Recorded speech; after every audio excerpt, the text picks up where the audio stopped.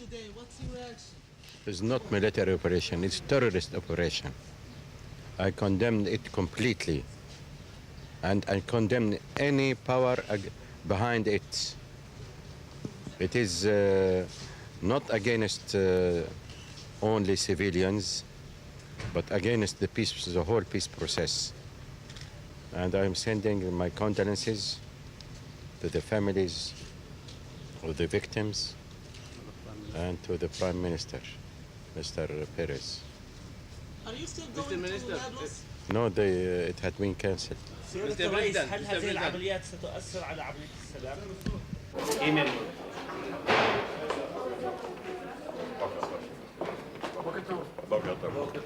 Bok